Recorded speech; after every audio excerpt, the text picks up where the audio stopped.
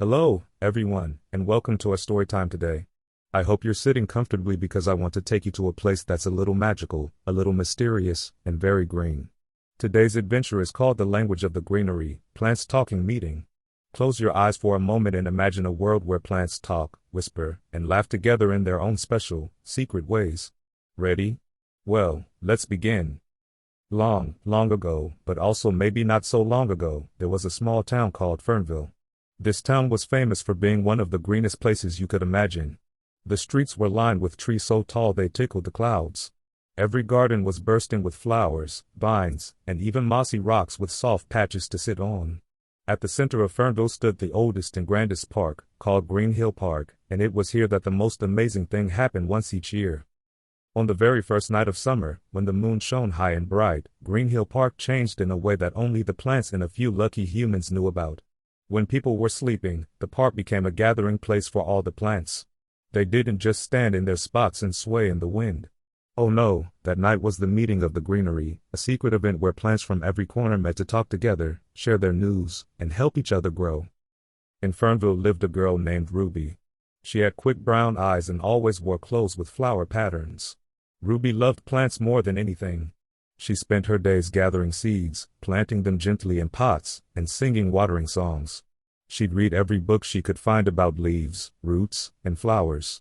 But the thing Ruby wished for most of all was to understand what plants say to each other. She often wondered, what are the roses humming about in the sun? What secrets do the trees whisper up high where we can't hear? Do dandelions tell jokes to the wind? One warm evening at the start of summer, Ruby wandered into Green Hill Park. The air was sweet and cool, and a gentle breeze danced around her. She found her favorite old tree, an enormous oak with a trunk like the arms of a giant. Its roots twisted through the earth like ancient rivers. Ruby pressed her ear to its bark, just to listen. Suddenly, she felt a tiny tickle on her shoulder. It was not a leaf or a bug, but something else, a wisp of soft green light. She almost thought she was dreaming. Then, the oak whispered, in a voice deep and old, "Can you hear me, child?" Ruby leapt back, eyes wide. She'd never heard a tree talk before, not like this, not in a language she could understand. But something inside her told her not to be afraid. "Come closer," the oak whispered, laughter rumbling in its branches. "Tonight is a special night, and you are our guest." Ruby stepped nearer, her heart fluttering. The oak's great roots shifted, making a cozy seat just for her. She sat, feeling the cool moss and warm bark. The breeze grew stronger, leaves rustled overhead, and before Ruby's eyes, all around her, the plants began to wake up. A tall sunflower turned to look at her, petals bright as the morning sun. "Good evening, Ruby," squeaked the sunflower. Her voice sounded cheerful and golden. A garden of tulips nodded their heads politely. The clover and grass danced at her feet, giggling little giggles only Ruby could hear. Through the darkness, shiny bluebells rang like tiny bells, and a circle of mushrooms stood in a grand ring. The rose bushes fluffed their blossoms. And from the far side of the park, bamboo leaves whispered secrets across the air. Ruby almost laughed with joy. She could understand them, every voice, every giggle, every song. The plants all gathered at the heart of the park, forming a huge green circle. The old oak took the center. "Welcome, everyone, to the annual meeting of the Greenery," boomed Oak. The words echoed around the park. "Tonight, we share news, solve problems, and celebrate the year together.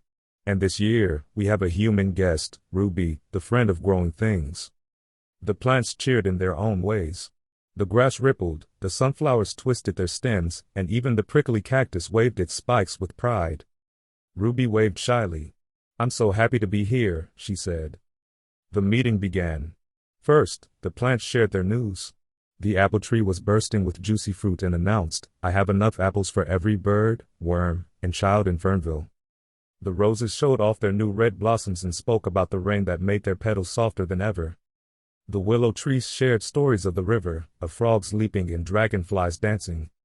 Then, the carrot patch took the floor, or really, the earth. "We're having a problem," the carrots grumbled. "The moles dig through our tunnels and tickle our toes." The dandelions piped up, "Don't worry, carrots.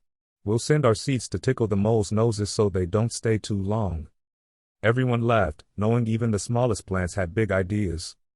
Next, the plants celebrated small victories. The moss proudly announced, "I cover more rocks than ever, keeping the ground cool and moist." The lilacs giggled about bees who told funny jokes as they gathered nectar. "Did you hear about the bee who got lost in the buttercup?" The lilac whispered. "She had to take the pollen express to get home." Ruby listened, amazed at how every plant had something special to share. The sunflower looked at Ruby and asked, "Do humans talk about plants the way we talk about you?" Ruby blushed. "I think we do," she said. "We try to help you grow. We love your colors and your shade. But sometimes, I wish we could understand you more." The oak reached out a branch and gently patted Ruby's shoulder. "That's why you're here tonight," he said. The plants began to ask Ruby their own questions.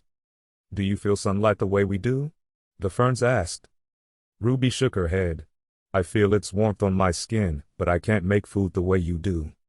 "How do you move if you have no roots?" wondered the young sapling. Ruby showed her running feet, twirling in the grass. "I move a lot, but sometimes I wish I could just stay in one spot and grow as tall as you." The old oak grumbled, "Sometimes we wish we could run and see the world, too." The mushroom ring hummed quietly. "Do you ever listen to what the earth tells you, Ruby?" Ruby paused. "I try," she whispered. "Sometimes, when I'm very still, I feel something in the ground, like a heartbeat." The plants nodded. "You have the heart of a great gardener," said the violets. After talking, it was time for the sharing of the songs. Each plant sang their favorite tune. The wind carried the music. It sounded different from any human song, but so lovely Ruby felt her heart tingle. The vines hummed low and sweet, like the sound of rain on leaves. The poppies sang a sleepy song that made Ruby's eyes heavy. The grass swayed and murmured like a lullaby. When it was Ruby's turn, she sang the little watering song she always sang at home. The chorus went like this: "Drink up, little roots, drink up well. Grow up strong, and time will tell that when the sun shines, you will bloom, and fill the world with life and room." The plants cheered and the sunflowers turned their faces to her with pride.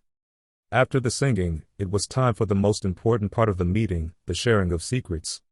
The old oak told the story of the first sprout, so long ago the earth was still young. All the plants listened with respect. He spoke of how plants use their own language, a language of scents and shapes, of roots spreading and leaves curling, of color and even tiny electric signals, all invisible to humans. Ruby loved listening about the root messages. When one plant is thirsty, she learned, it sends a signal through the roots to its neighbors, asking for water. If one tree sees a bug nibbling on its leaves, it sends out a special scent so other trees can protect themselves. The grass explained how they talk to the wind, telling stories that travel across meadows and fields.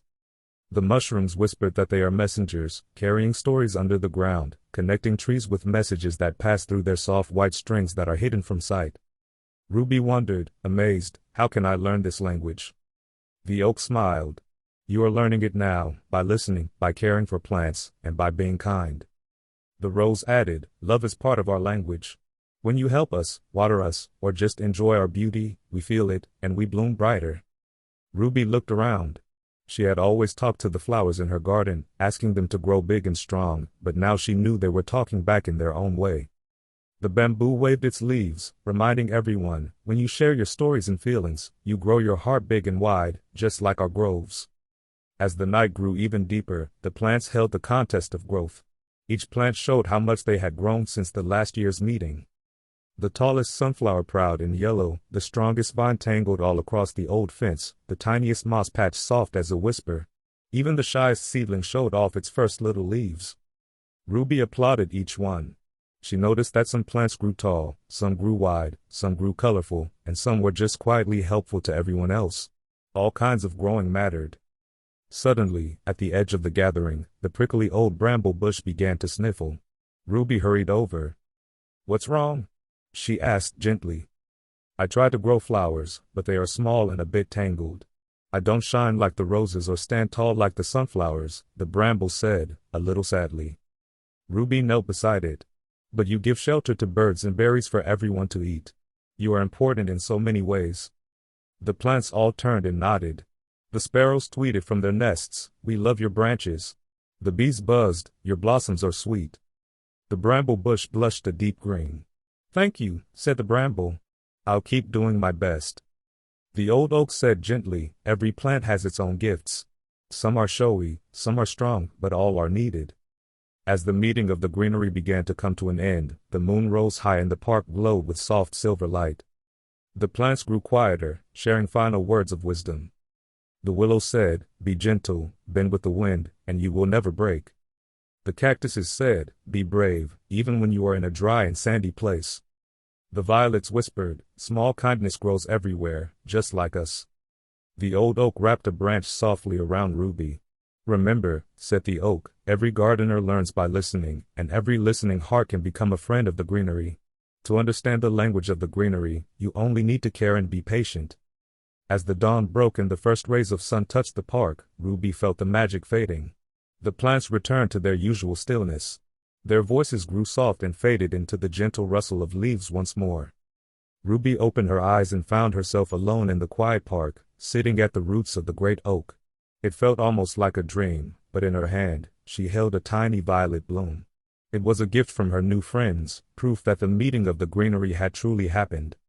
Ruby went home with a heart full of joy and wonder. She began to hear the secret language of the plants all around her. She smelled the change in the air before rain. She noticed when the sunflowers leaned together as if they shared a joke, and when the grass shivered at dusk like it was telling an exciting story. She cared for her garden more than ever. She watched the way roots stretched and leaves curled. She listened to the language of seeds and breezes. She sang her special song every morning, and the plants rewarded her with their brightest blooms. As the months passed, she shared what she had learned with the people of Fernville. The children would kneel in the grass and press their ears to the earth, hoping to hear tiny plant stories. The town became greener and happier, because everyone learned how to be kinder and more patient, not just with plants but with each other. Each year, on the first night of summer, Ruby would visit Green Hill Park, ready to listen to the voices of her leafy friends. Even if she could not always hear their words, she remembered their lessons: to be gentle like the willow, brave like the cactus, wise like the oak, and kind like the violets. And so, the secret language of the greenery lived on, in gardens and fields, in forests and parks, and most of all, in the hearts of those who took the time to listen.